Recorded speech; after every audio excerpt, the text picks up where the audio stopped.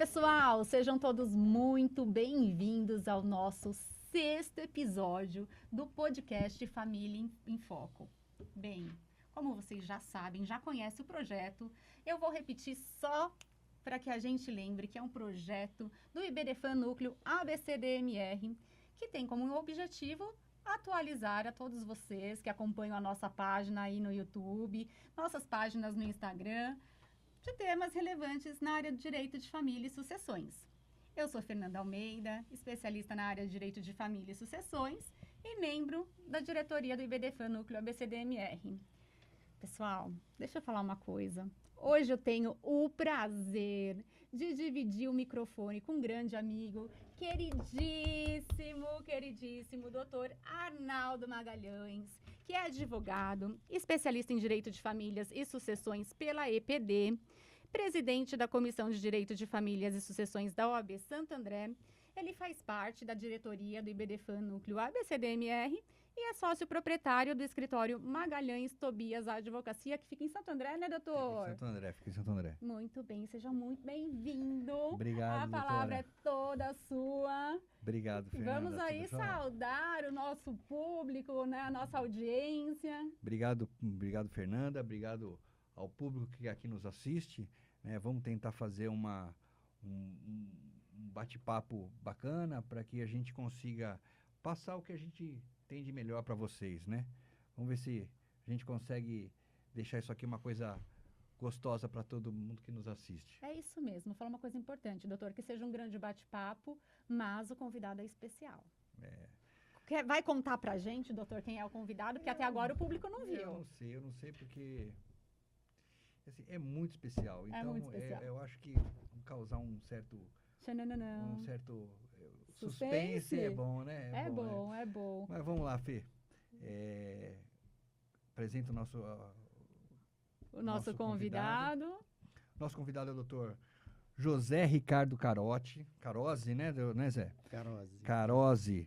Tá? Ele é advogado desde 1997, formado na primeira turma da Universidade de São Judas Tadeu e especialista pela Escola Superior do MP São Paulo e mestre pela Universidade Metropolitana de Santos, professor universitário desde 2000.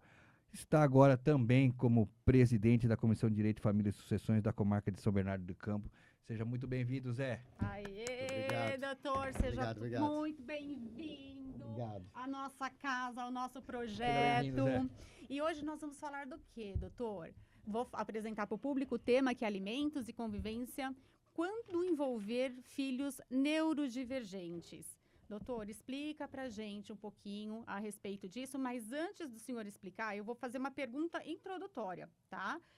Quais as dificuldades que encontramos nos dias de hoje nas ações de alimentos e também nas ações de convivência, de maneira geral? E depois eu vou pedir para que o senhor explique o que são filhos neurodivergentes. Tá.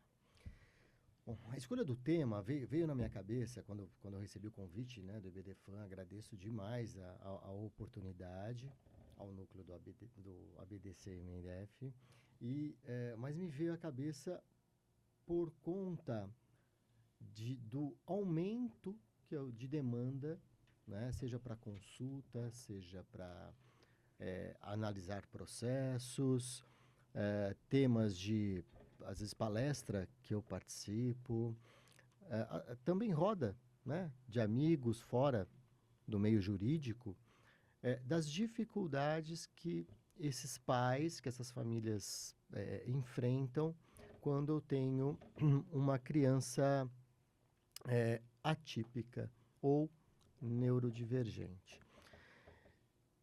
E essa dificuldade, ela já existe normalmente no Poder Judiciário. Então, nós temos uma dificuldade no Poder Judiciário, seja da estrutura do Poder Judiciário, seja talvez né, e sempre acontece, de um mau preparo de uma parte adversa, de um advogado da outra parte, que não é do direito de família e às vezes não tem uma visão mais profunda do direito de família ou sucessões, e às vezes até do magistrado e do promotor. Conservadorismo do magistrado promotor, né? Sim. Então, nós enfrentamos isso numa uma relação de uma criança típica, aquela que não tem nenhuma particularidade neurodivergente. E aí, quando você tem uma criança que tem uma especialidade, essa dificuldade se torna um obstáculo muito maior para nós advogados. Né? Eu me sensibilizei com o tema porque eu percebi a minha fragilidade em ter o conhecimento adequado para enfrentar. Então, agora, quando eu me deparo com temas ligados a isso, eu paro para estudar, paro para ler, para refletir melhor. Eu tenho casos, né, um que eu vou ajuizar agora, recentemente, né, na próxima semana, muito provavelmente, mas que outros que tive andamento e que é diferente. Então, E o espectro dos neurodivergentes vem aumentando, né? Sim. A cada dia que passa, mais uma condição é colocada dentro do espectro, né?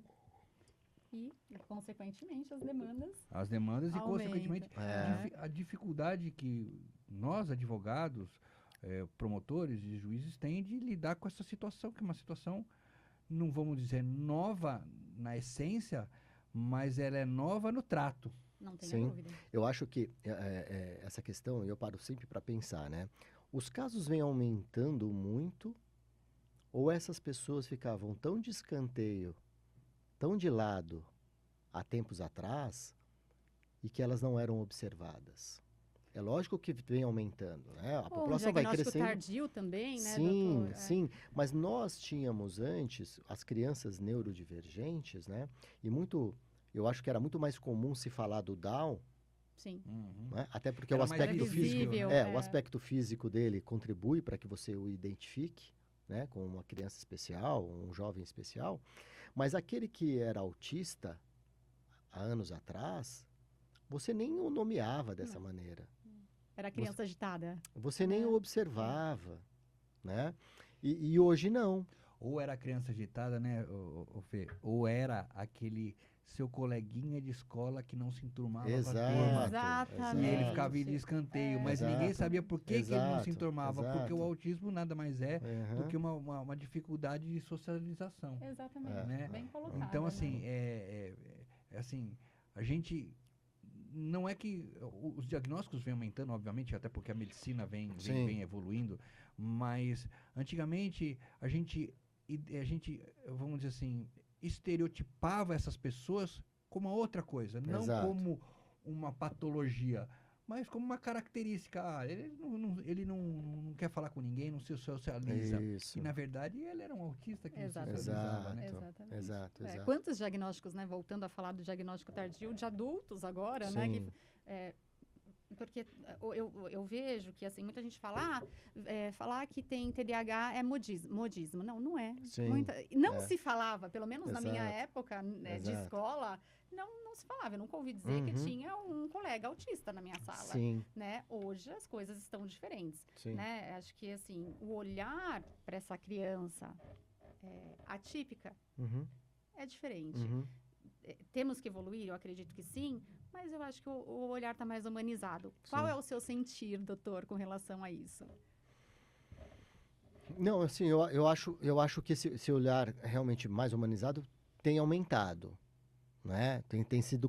As escolas têm tido um olhar pela inclusão que esses jovens têm, né? A escola onde meus filhos estudam, lá no ABC, tem muitos, e há um olhar especial lá, né? Nós notamos isso. Então, eu acho que isso melhorou demais.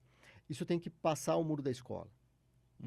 Né? Exatamente. Isso tem que passar o muro da escola, porque até em ambientes sociais as pessoas precisam aceitar mais. Então, às vezes, nós estamos num restaurante e tem uma criança que é neuroatípica e quem não tem sensibilidade para o tema pode se irritar com o comportamento daquela criança que não tem nenhuma culpa. Exatamente. Aquele é o comportamento dela. E você tem que entender isso e incluí-la. Né? Não é uma falta de educação, na verdade, como muitos julgam, né? Exato. Mas quando você fala que a escola tem se adaptado, a escola se adapta, os ambientes públicos têm se adaptado, em virtude de lei. Sim. O grande problema nosso, que sim. nós advogados nós enfrentamos, Uhum. é que a lei não os diferencia na hora da aplicabilidade Sim. da lei. Ou seja, Sim. o que eu quero dizer com isso? Eu quero dizer que na hora de você ter que conferir alimentos, que essa criança ela tem um gasto maior, Uhum. tem que conferir regime de convivência, que essa criança necessita de cuidados maiores. Uhum. Não existe lei específica Não. para falar, olha, essas crianças têm que ser, ou essas pessoas, vamos dizer assim, porque elas vão ficar adultas e vão continuar muitas das vezes crianças, essas pessoas, elas têm que ser analisadas sobre um outro aspecto.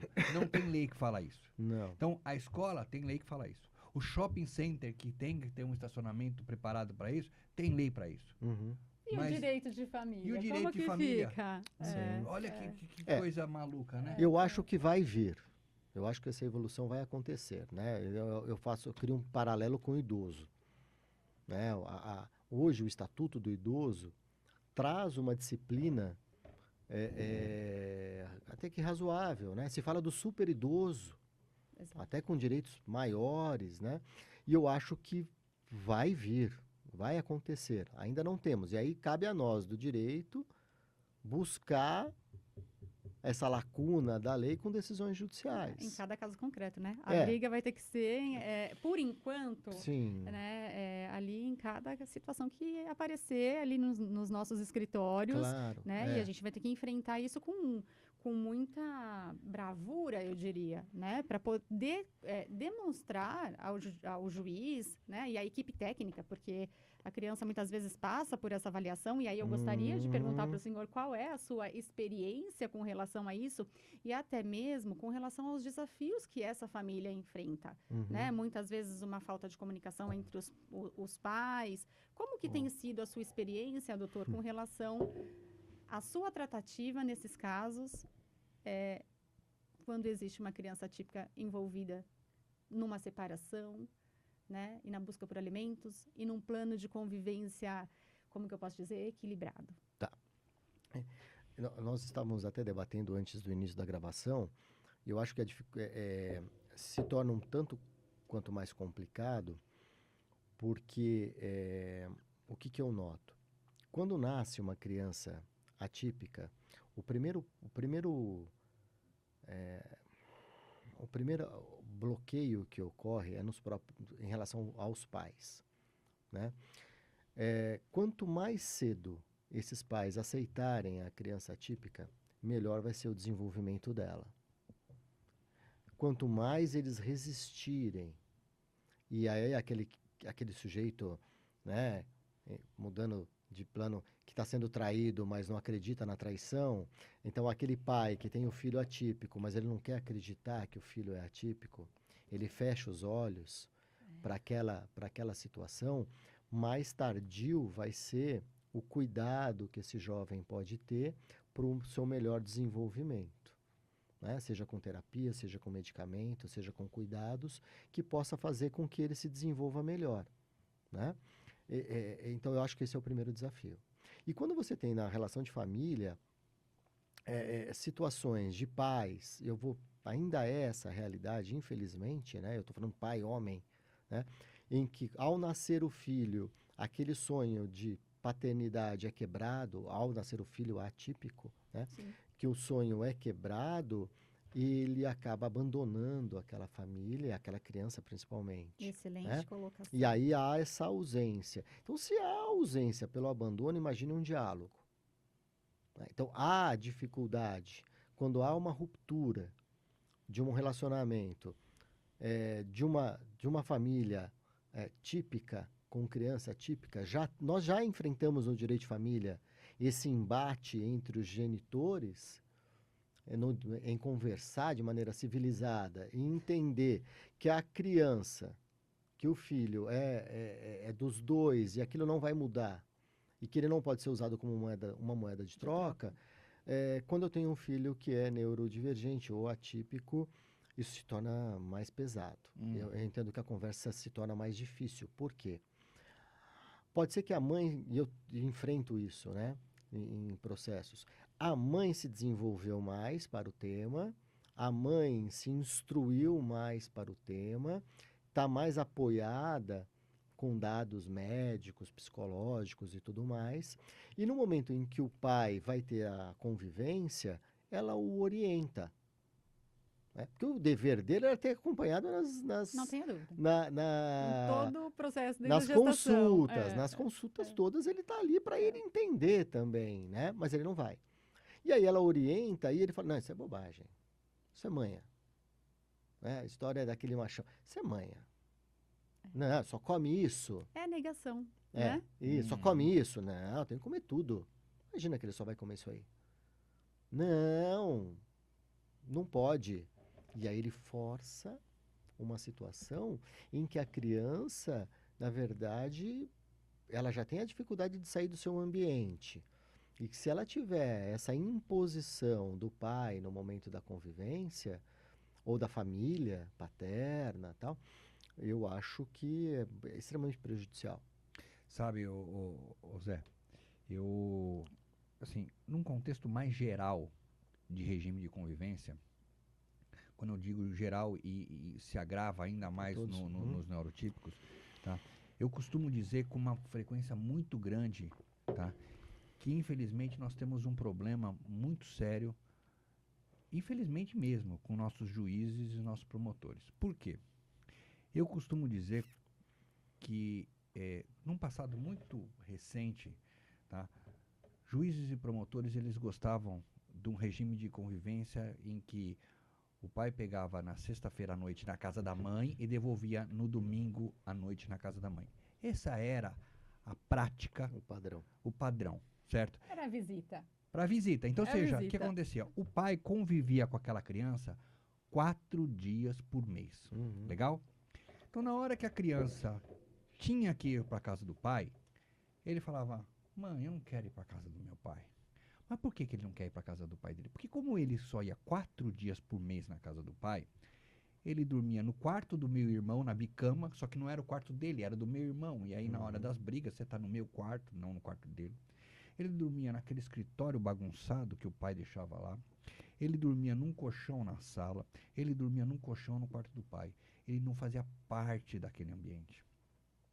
Então, isso, a grande parte das decisões vinha do Poder Judiciário.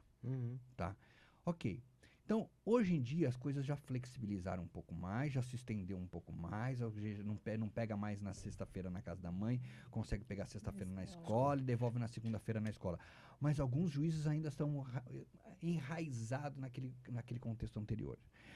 Pior ainda para os filhos neurotípicos que eles têm rotina.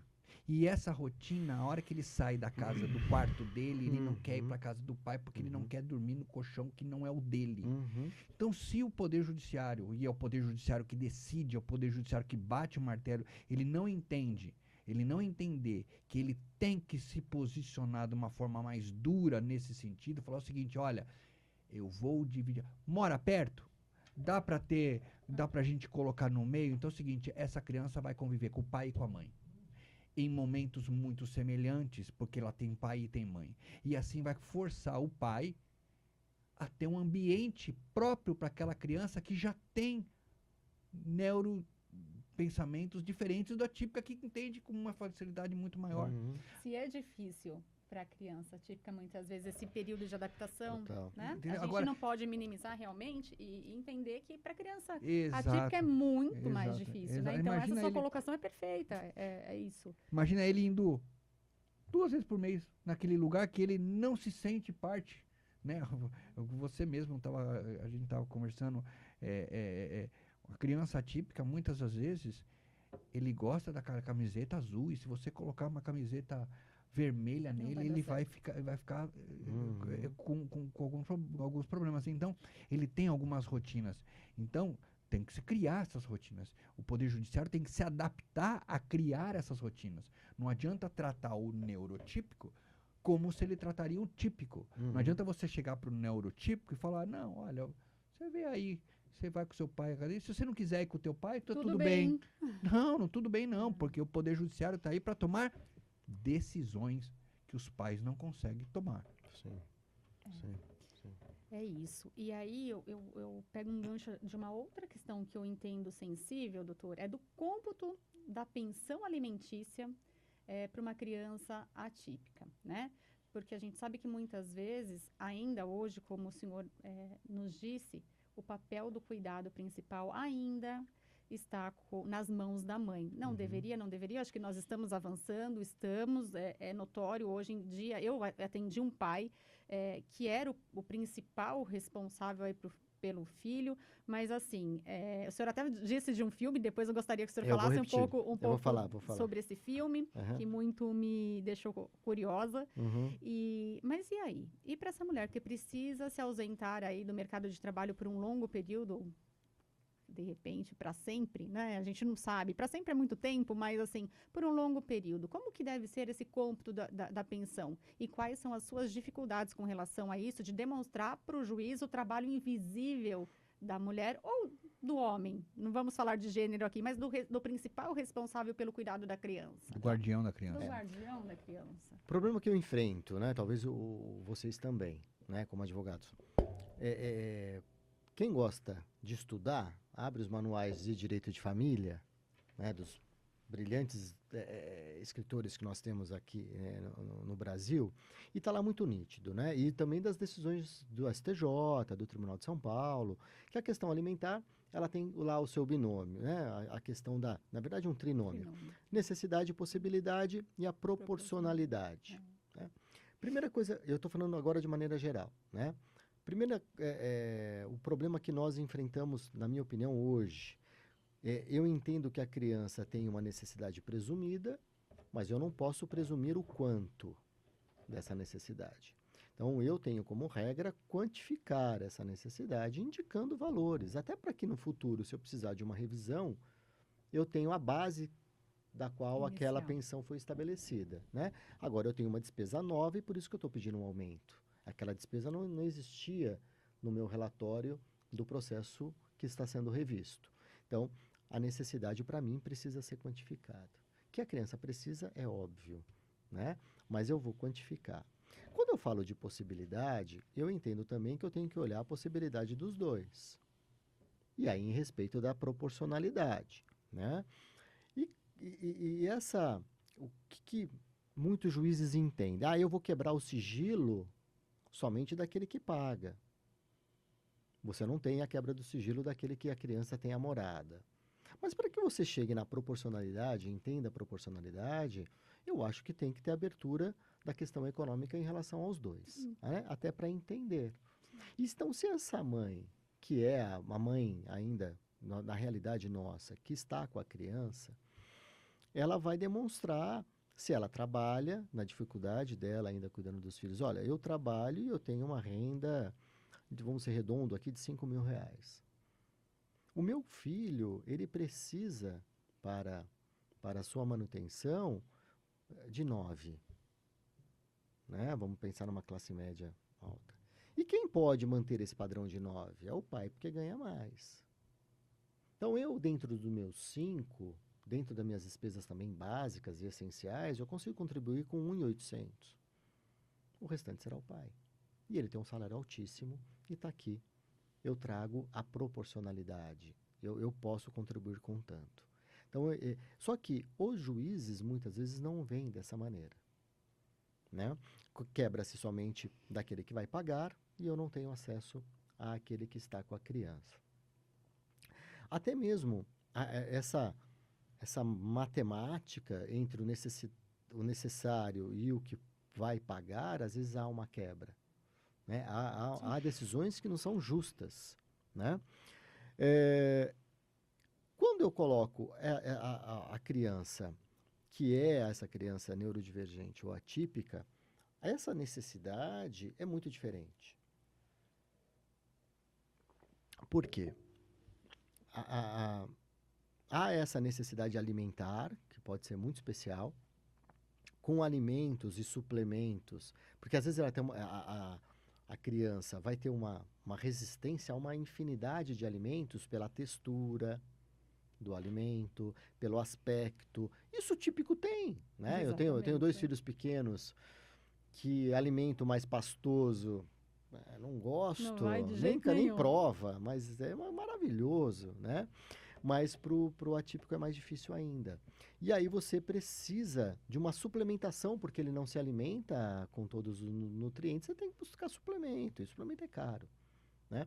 Leite, porque há um leite especial, porque há uma intolerância, né, alimentar. E não é barato. Não, esses leites especiais, né, vegetais, tal, são caros. Enquanto um leite integral normal custa R$ 5, o outro vai custar 18. E com a mesma quantidade, né? Mais do que 3 vezes o valor de um litro normal. Então, há essa particularidade alimentar que às vezes é diferente. E você vai ter que justificar. Lógico, trazendo comprovantes, né? Trazendo recomendações médicas, nutricionais e tudo mais para caracterizar essa necessidade. A questão médica, tratamentos médicos, né? Muitas vezes sem cobertura do próprio operadora de saúde. Exato, né? exato. Então, tratamentos médicos, psicológicos, às vezes psiquiátricos, né? Com necessidade de fisioterapias. E a gente tem que pensar que em casais que são casados, muitas das vezes os gastos disso aí quase que consomem a renda inteira da família, sobrando pouco para o lazer, pouco para fazer as extravagâncias. Mas na hora que eles se divorciam, o juiz, muitas das vezes, ele se limita a 30%. Exato. Aí é uma discrepância, porque essa criança ela tem necessidades especiais, tem custos especiais, e reserva ao alimentante 70%. Só que se ele tivesse casado, ele não teria esse 70%. A renda dele estaria toda comprometida. Né? Então, são coisas que tem que ser revista, porque a necessidade de uma criança neurotípica é muito maior. É muito maior. Com certeza vai ter um gasto maior do que a criança típica, sem sombra de dúvida. Sim. A hora que chega o processo para o Poder Judiciário, é desta forma que ele tem que analisar. Mas vai o valor vai ser superior a 30%? Sim. Sim.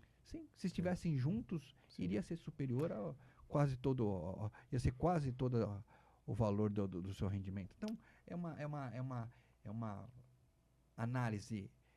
Custo é alto e alguém tem que bancar essa conta. Sim. Nós temos julgados prevendo acima de 30%, quando tem alguma especialidade, eu já vi julgados em 50% da renda, mas acredito que poderia ser mais. E são raros, né? Sim, super difícil, super difícil. Aí tem julgados de posição do STJ, que é a questão da participação nos lucros, né? Exatamente. Então, quando você pede participação no lucro para uma criança típica, o entendimento é que não. Participar no lucro por quê?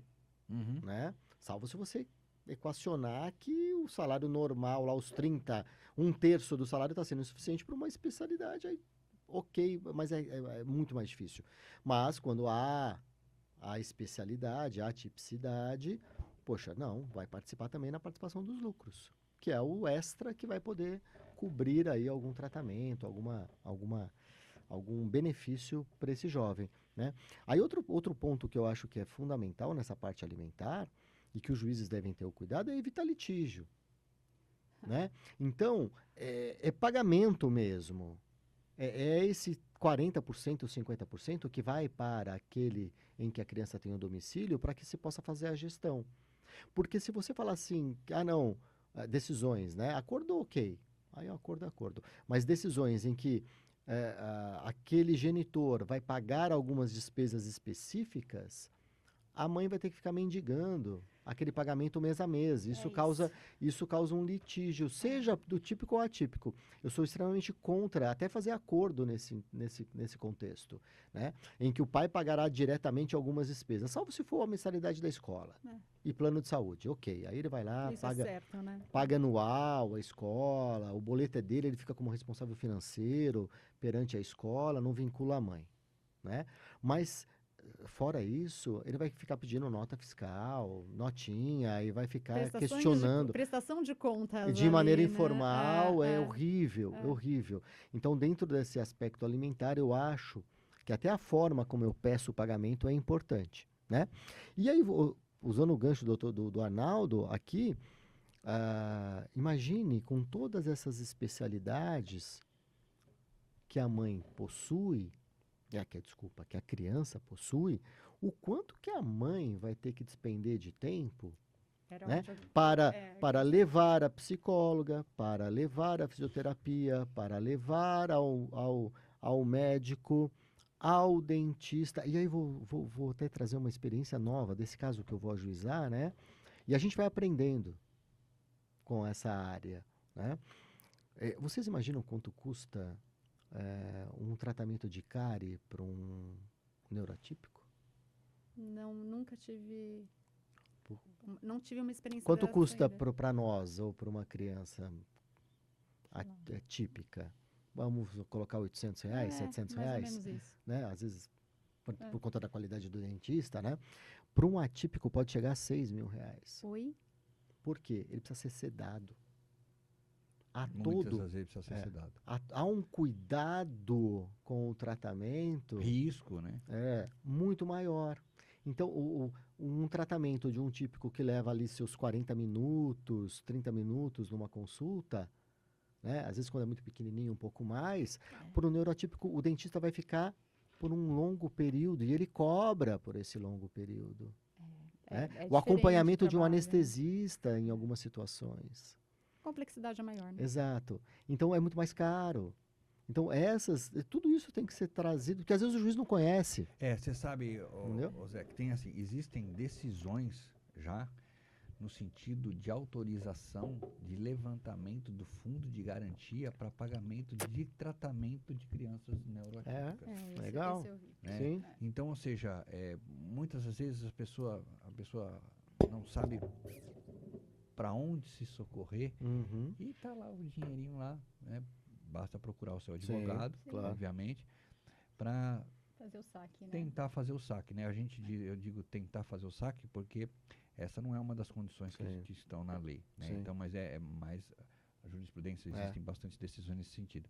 Mas é importante o público saber disso, porque eles têm forma de minimizar o seu risco, né? O seu risco não, vamos dizer assim, as suas despesas, minimizar suas despesas, né? E buscar o auxílio de valores que muitas das vezes eles ficam parados por anos e anos, enquanto a pessoa está aqui precisando de algum valor com urgência. Né? Socorro imediato, né?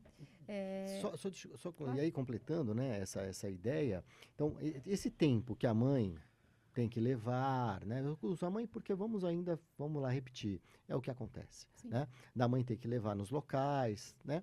E aí, o tempo que ela despende para alimentação. Uma criança pequena, às vezes, demora muito para comer, né? Volta a olhar para minha casa, para os meus filhos, né? Eles enrolam, quer ver um desenho, é um trabalho, às vezes. E se eu pegar uma criança neurotípica, pode demorar muito mais. E eu estou lá do lado.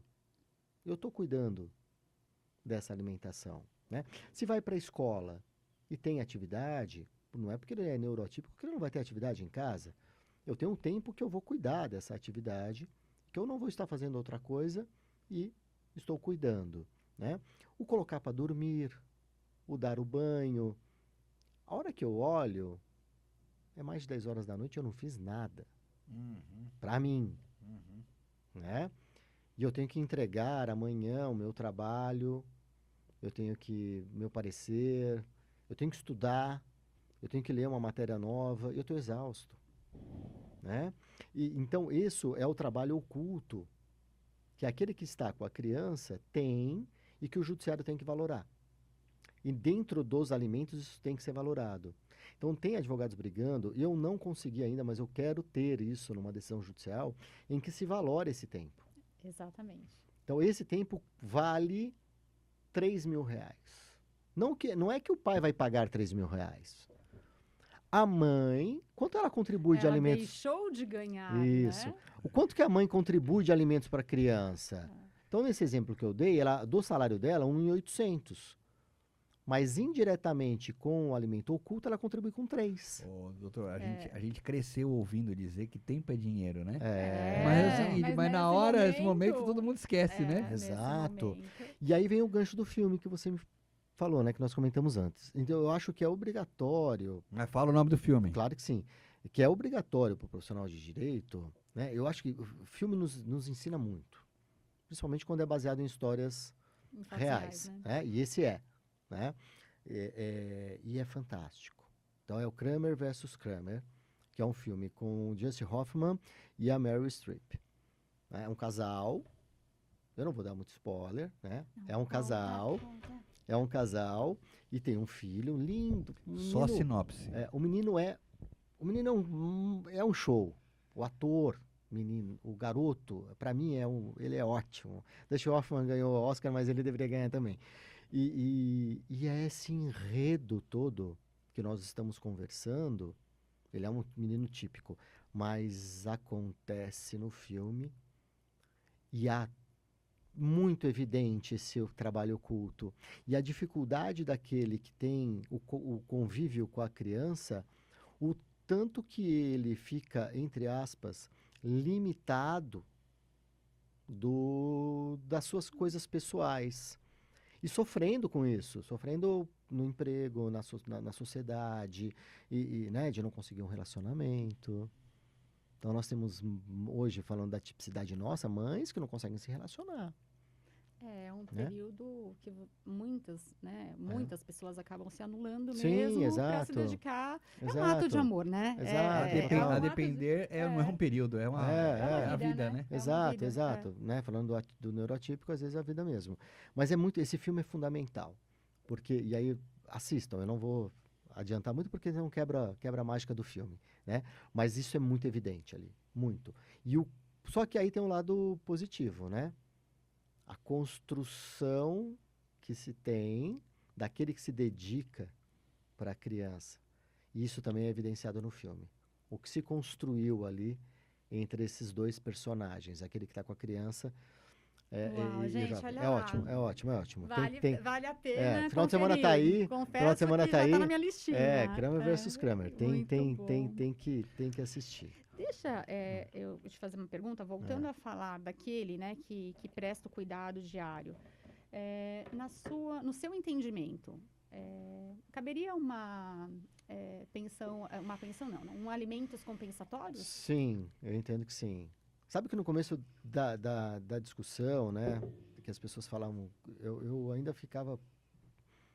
Eu tenho uma amiga que me questionou sobre isso anos atrás, e tem filhos típicos, gêmeos, mas que o pai no começo abandonou com ela, e hoje eu estaria muito mais firme, eu sou convicto. Antes lógico, tudo é novo, o que é novo você para pensar, né? Eu acho que sim, cabe sem sombra de dúvida. Muito bom. Né? E para aquele que abandona, cabe uma açãozinha de responsabilidade civil? Sem dúvida.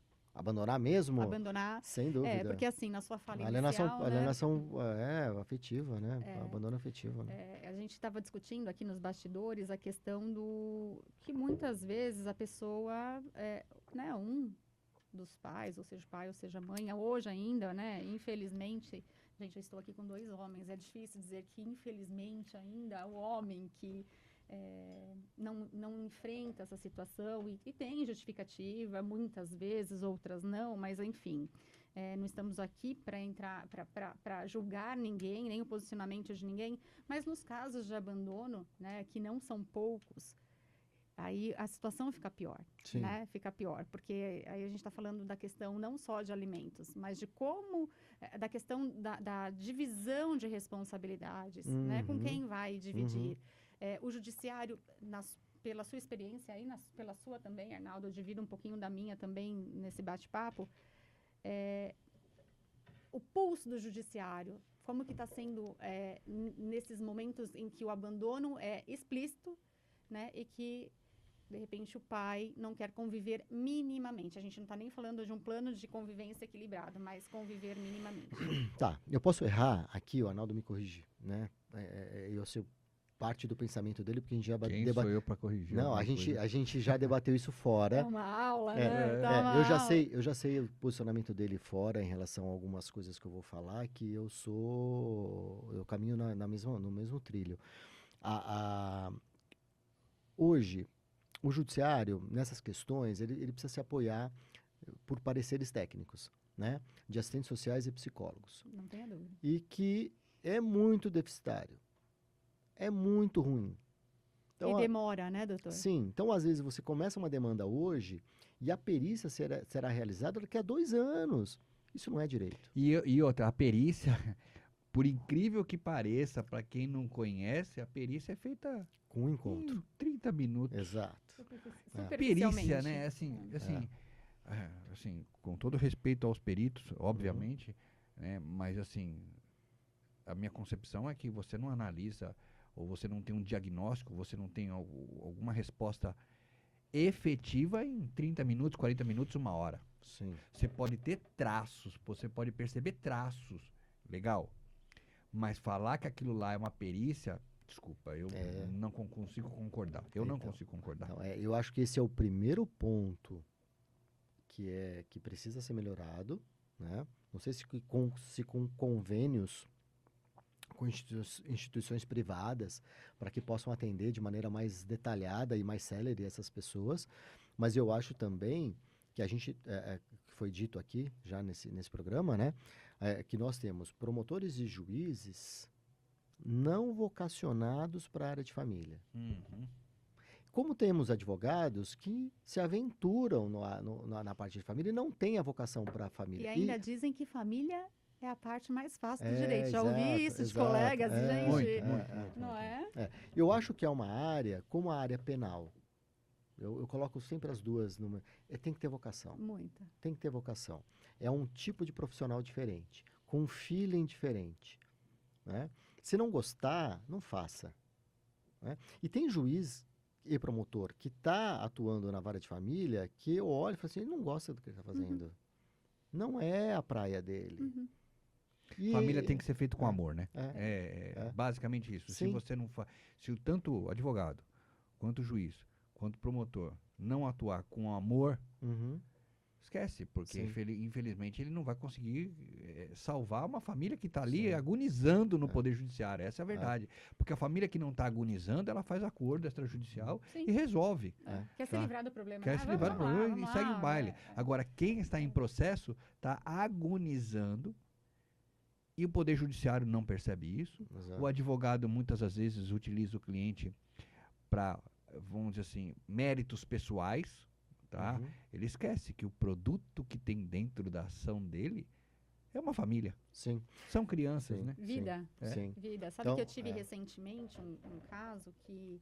Uma decisão, na verdade, de um caso que eu estou atuando que muito me aborreceu, para dizer num fino trato aqui, para dizer de forma elegante, né? Porque, assim, convênio médico a gente sabe como que é, e eu tenho uma cliente, porque nós somos advogados da criança, não é mesmo? A gente não pode, né, deixar de dizer isso. E que o convênio médico não é que disse que não liberava a avaliação neuropsicológica da criança.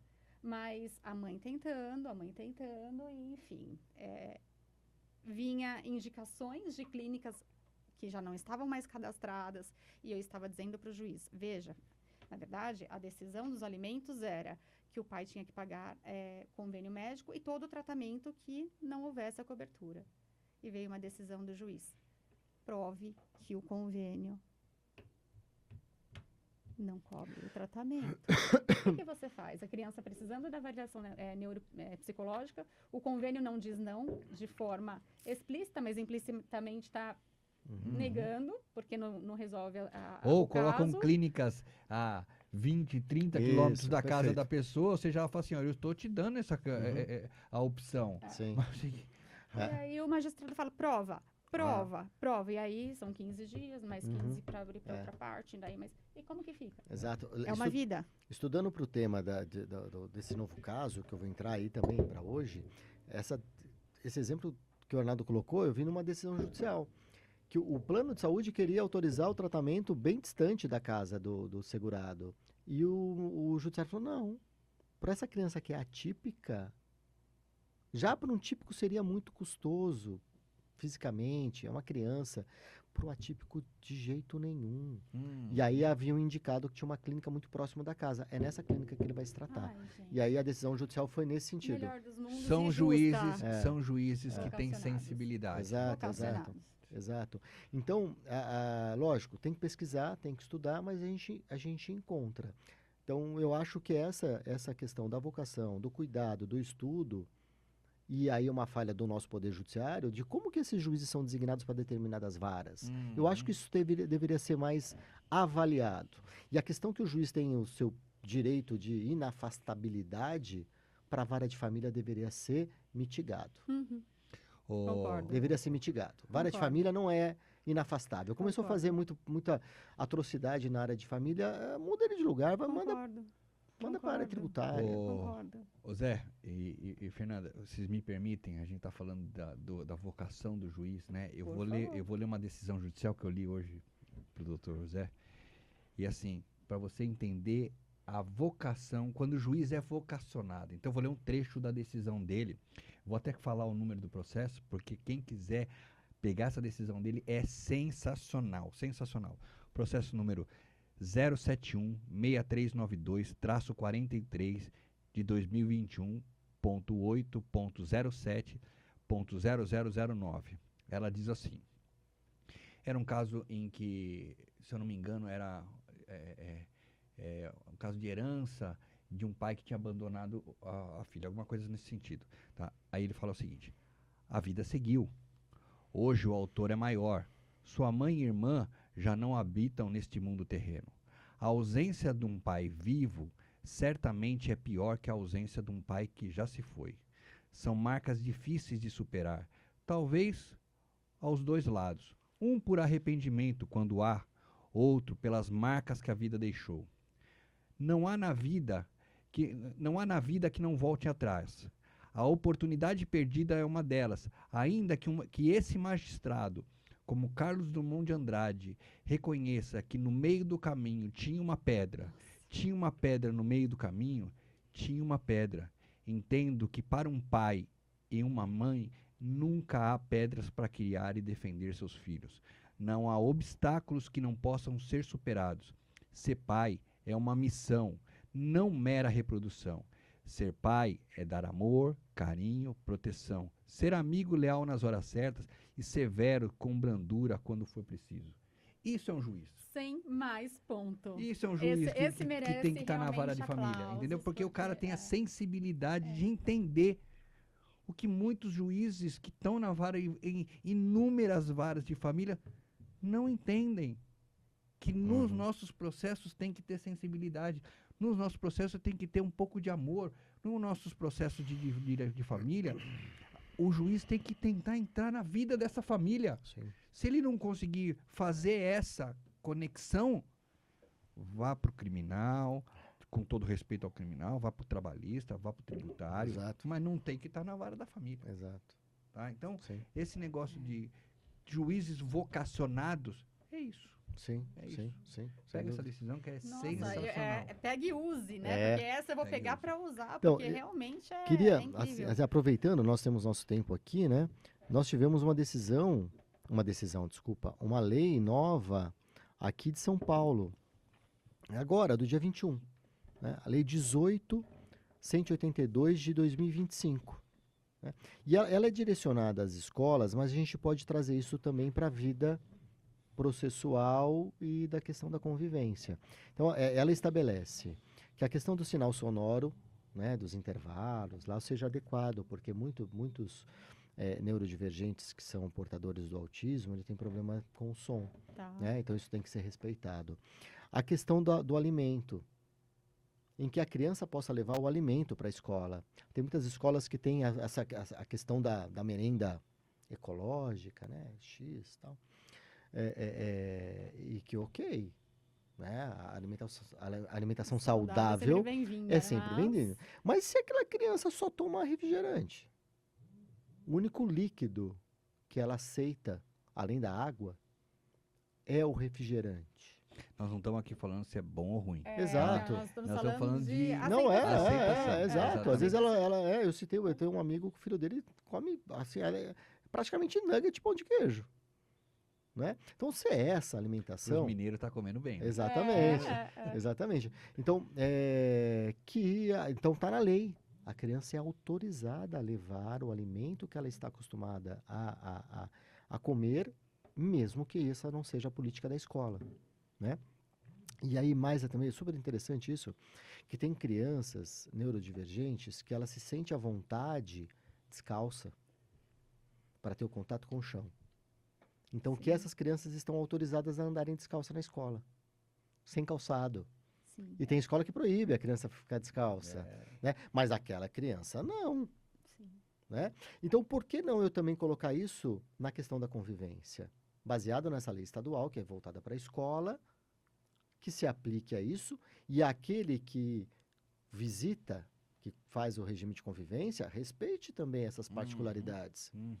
Se a escola tem que respeitar, por que ele também não tem? Porque ele é o principal, como que eu posso dizer, principal interessado, né, doutor? Exato. Porque, assim, pai e mãe, gente, não... mas é aquela história que o pai pode falar assim, põe o tênis, fica descalço, não fica descalço. Mas a criança precisa ficar descalça. Então deixa ficar descalço. Mas, Zé, me fala uma coisa. Os juízes costumam ouvir especialistas, psicólogos, psiquiatras, para até ter essa informação, né? Porque para o juiz decidir que a criança, vamos dizer, ande descalço, ele precisa ter uma informação de que essa criança só anda descalço ou não é alguma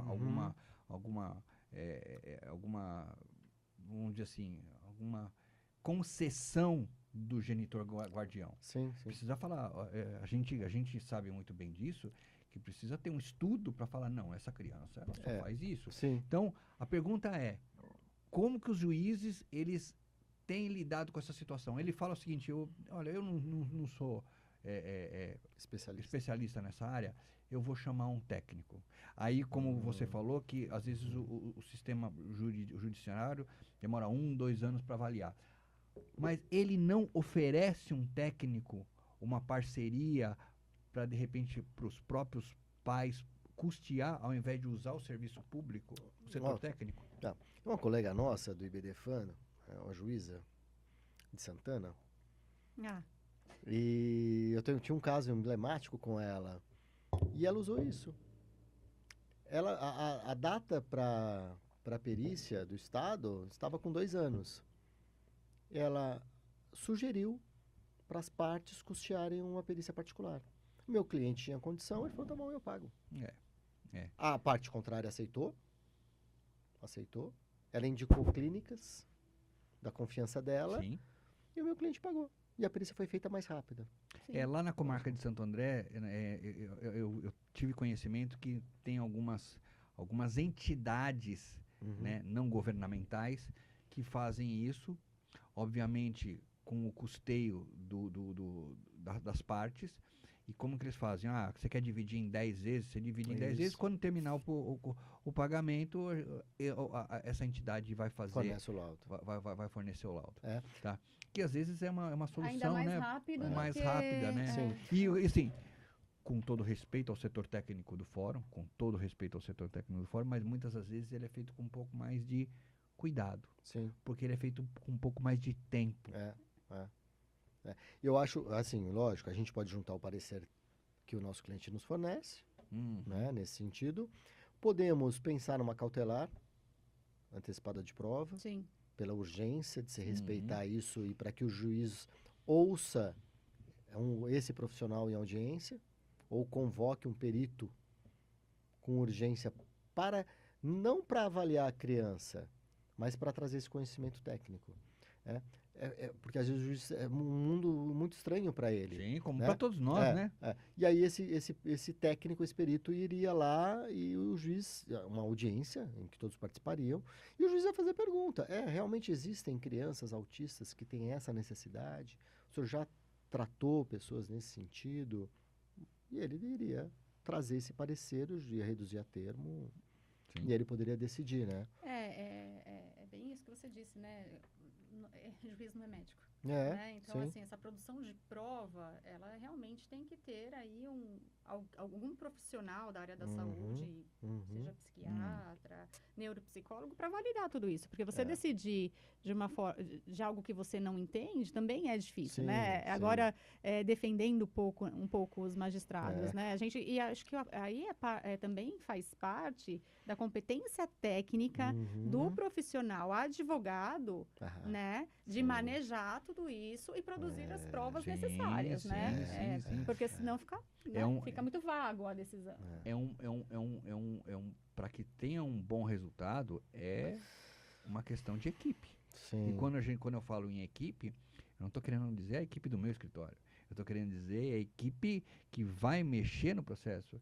Sou eu, o juiz, o promotor e muitas das vezes o advogado da parte contrária.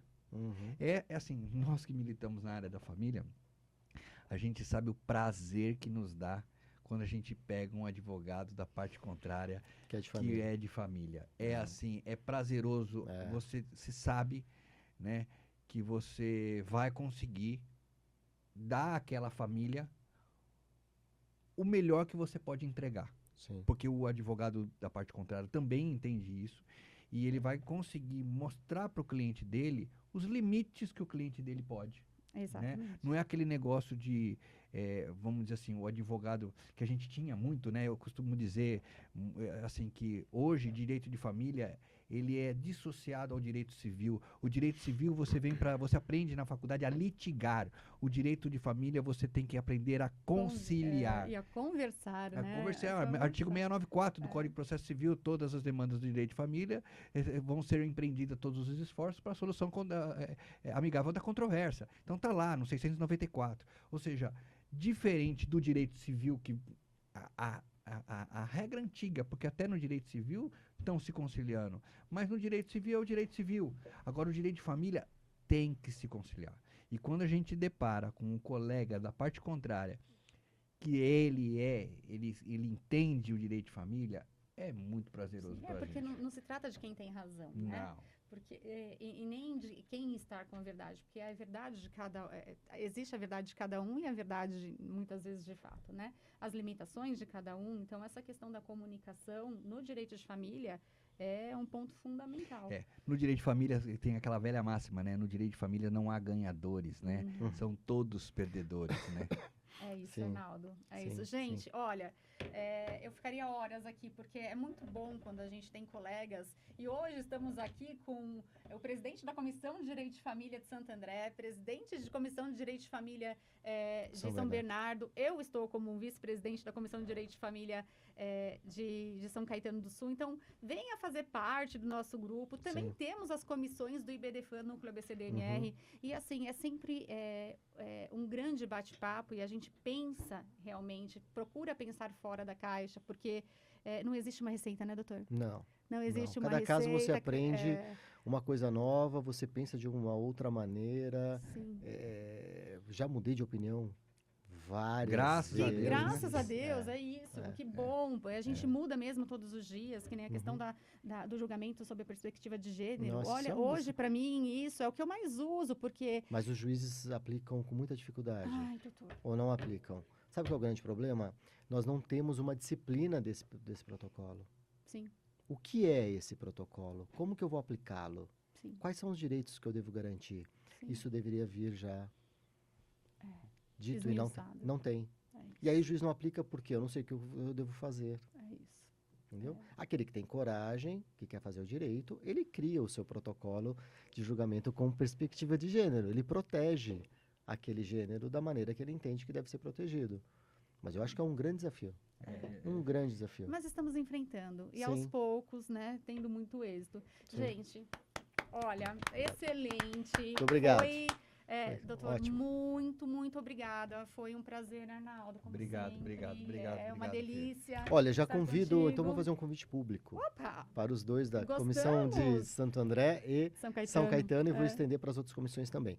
Conversei com o presidente da comissão própria de São Bernardo para a gente tentar criar um simpósio ou um congresso específico para essa área. Opa! Ligado ao direito de família, com eles, né, também, a participação de profissionais de outras áreas para nos trazer esse conhecimento que às vezes a gente não tem. Olha, muito bem. Ó. Tá? Bacana. Então Vamos lá, vamos vamos definir conversar, data, vamos definir data, vamos, pauta, claro. e o convite vai ser estendido a todas as comissões do ABC. Olha lá, Obrigado pelo pessoal, convite, Zé. Olha lá, Tá bom? muito bom. Doutor Arnaldo, por favor, ofereça um mimo do Tudo e Vinho, do nosso Rodrigo querido, nosso patrocinador, pro Zé, pro nosso Zé. doutor Oh, Zé. Muito obrigado. É o mimo Obrigado, do Tudo e hein? Vinho. Gente, Obrigado, conheçam o Tudo e Vinho. Será muito bem Aproveitado. Opa, Olha lá, muito Rodrigo. obrigado. Muito Excelente. obrigado pelo Nas horas carinho. vagas, tá? Ah, Nas sim, horas sim, vagas. sim, sim, sim. Muito obrigada bem, pelo muito obrigado. carinho e por ter nos proporcionado e por acreditar no nosso podcast, que está sendo um sucesso, graças a Deus. E a gente percebe, doutor, que não só o público do direito, mas muitas pessoas que passam por situações ligadas, né, à questão Uhum. familiar, também estão nos prestigiando, e isso para o nosso núcleo, né? É Naldo, fantástico. É fantástico. Sim, muito legal. Agora, Muito bem. o meu mimo Ah, obrigado. ao senhor. obrigado. Mimo a você, Arnaldo. Também Obrigado. será, Muito obrigada. também será Obrigado. muito bem aproveitado. Dá para as crianças. Sim. Gostaríamos de agradecer também. Eles roubam todos os meus Ai, chocolates que em casa. delícia. É bom. Esse é um momento família. Olha, né? eu lembro dos meus pais que escondiam chocolate, eu não entendi por quê. É, né? Não sobrava, né? Se os É. filhos pegassem primeiro, não Exato, sobrava. então agora acho que eu vou ter que começar a esconder os chocolates. Olha lá, olha lá. Bom, e também gostaríamos de agradecer ao Sidney Botelho, né, do Voice Train. O Sidney sempre está conosco, né, Arnaldo? Nos momentos sim. de Grande simpósio. Logo vai acontecer nosso simpósio, e tenho certeza que o Sidney estará lá também nos prestigiando com a sua voz, né, e com todo o carinho de sempre. Sidney, obrigada. Agradecemos por acreditar, né, no nosso trabalho, no nosso podcast, e você é um parceiraço. Crianças, Obrigado. amigos, colegas, Muito obrigado, Fê. Muito obrigado. muito obrigada por tudo, doutor. Esse espaço será sempre Agradeço. disponibilizado a ti, e assim, que em outros momentos também possamos estar juntos, Sem né, dúvida. compartilhando Sim. conhecimento Sim. e dividindo aí ideias, né? Sim. É sempre bom compartilhando, não dividindo ideias. Difundindo ideias. né? Difundindo Exato. ideias, muito bom. Muito obrigada. Obrigado. Obrigado, Eu que agradeço, Tchau, viu? gente. Tchau, tchau. Obrigada. Tchau.